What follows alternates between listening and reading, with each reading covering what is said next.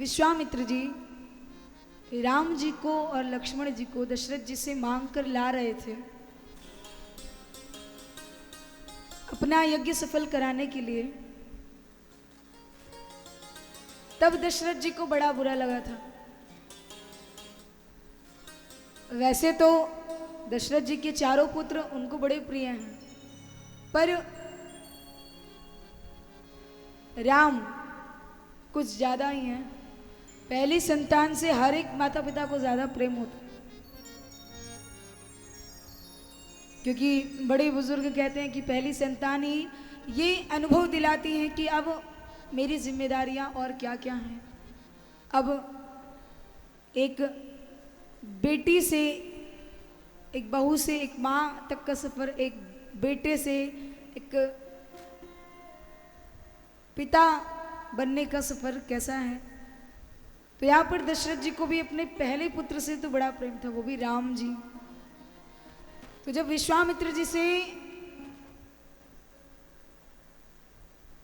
जी जब मांगने गए राम को, अनुज समेत देहु रघुनाथा, तब दशरथ जी को बड़ा बुरा लगता है कि अरे राम को मांग रहे हैं। विश्वामित्र जी से दशरथ जी हाथ जोड़कर कहते हैं, देह प्राण ते प्रिय कुछ नाही, सौ मुनि देहु निमिष एक माही। मैं अपने प्राण भी दे दूंगा एक सेकंड में, एक क्षण में, पर राम को नहीं।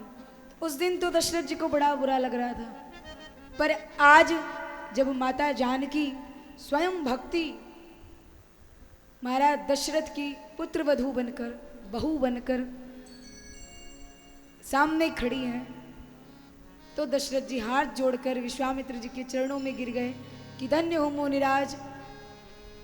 इसीलिए कहा जाता है संतों की महिमा वही जाने। एक बार अगर कोई संत कह दे तो सुन लेना चाहिए, क्योंकि हो सकता है उस समय वो हमारे हित में ना हो, पर बाद में वो हमें बड़ा लाभ देकर जाता है। अगर उस दिन विश्वामित्र जी राम को नहीं लेकर आते तो शायद आज जनक जी के सौभाग्य में राम और दशरथ जी के सौभाग्य में जानकी जी जैसी पुत्रवधू नहीं होती। दोनों बड़े आनंदित हैं, बड़े प्रफुल्लित हैं। विवाह होता है। अब यहाँ पर विवाह हुआ, उसके बाद बड़ी सारी रस्में होती हैं। आजकल तो क्या वो अंगूठी ढूंढने वाली और फलाना ढिकाना, तब तो अंगूठी वाली रस्म नहीं होती थी, पर जीवनार होता था। आज थारिन सजो जीवनार, जीवो राम लला। राम जी को जिमाते हैं, भोजन करवाते हैं, बासी खिलाई जिसको कहा जाता है, फिर गारी देते हैं। अब गारी कैसी है? हमारी आप वाली नहीं, जो हम लोग देते हैं वो गालियां नहीं। यहां पर लक्ष्मण जी और राम जी बैठे हैं। अब जनकपुर की सखियां आती हैं और राम जी को देखकर लक्ष्मण जी से कहती हैं कि लक्ष्मण, क्या आप इनके सगे भाई हो? बोलते हैं हाँ हाँ। सब कुछ हाल समाचार पूछती हैं।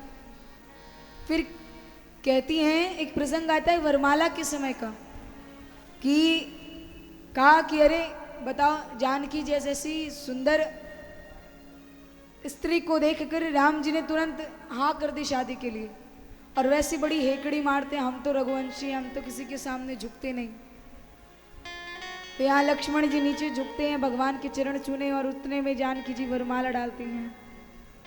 पर यहाँ पर सखियां कहती हैं कि लक्ष्मण, हमने सुना है आपका कुल, आपका खानदान बड़ा वैभवपूर्ण रहा है, बड़ा ऐश्वर्यपूर्ण रहा है। रघु, दिलीप जैसे राजा आपके कुल में हुए, पर आपसे ये उम्मीद नहीं थी। लक्ष्मण जी कहते हैं, क्या उम्मीद नहीं थी? कहते हैं, हमने तो सुना है कि आपको कोई 100 बार बुलाने जाता है, तहां तक आप नहीं आते हो किसी के घर, और यहां बिना बुलाए चले आए। बिना बुलाए ही भगवान जनकपुर गए थे। क्योंकि पत्रिका जो गई थी वो विश्वामित्र जी के लिए गई थी, राम जी के लिए नहीं गई थी, ना दशरथ जी के यहाँ गई। जो स्वयंवर का न्योता आया वो विश्वामित्र जी को भेजा गया कि मुनिराज आप हमारी पुत्री जानकी के विवाह में स्वयंवर में आने का कष्ट करें। और विश्वामित्र जी राम और लक्ष्मण को लेकर आए। तो यहाँ पर सखियाँ कहती हैं कि मुनिराज हमने सुना है लक्ष्मण कि आप और आपका जो खानदान है वो बड़ा स्वाभिमानी टाइप का है, स्वाभिमानी प्रकार है, उसी तरह है। आप लोग जल्दी किसी से बोलते नहीं, जल्दी किसी से मित्रता नहीं करते, जल्दी किसी से बातचीत नहीं करते, जल्दी किसी के साथ घुलते मिलते नहीं। लेकिन यहाँ तो आप बिना बुलाए चले आए। तो गारी गाते हुए सखियां राम जी को टोंट मारती। सखियां कहती हैं बिना बुलाए चले आए। राम जी कहते हैं गुरु जी थे वरना नहीं आता। फिर कहती हैं कि आप लोग बड़े स्वाभिमानी बनते हो, लेकिन आपने तो स्त्री के ऊपर चरण रखा। फिर गरियाती हैं, कहती हैं कहते हो बड़े सुंदर हैं, पर हमारी जानकी जी को देखकर आपके तो पसीने छूट गए। तुम कहते हो कि हमारे कुल खानदान में बड़े बड़े दानवीर पैदा हुए, पर हमारे यहाँ के जो मालीगण हैं, बने मलियन आगे भिखारी, हमारे यहाँ के मालियों के सामने आपको भिखारी बनना पड़ा, काहे के दानवीर हो। सखियां बड़ा बोलती हैं। राम जी चुप हो गए। और यहाँ पर जब राम जी चुप हो गए, कुछ नहीं कहा, सखियों को लगा कि हे भगवान कहीं ये बुरा तो नहीं मान गए हमारी बातों का।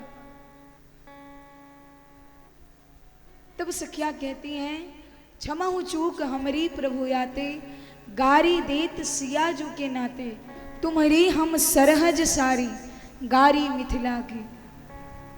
ये तो हमारा रिश्ता ही आपसे ऐसा है। और देखिए प्रभु आप तक कब पहुंचेंगे, जब आप उनसे रिश्ता जोड़ोगे।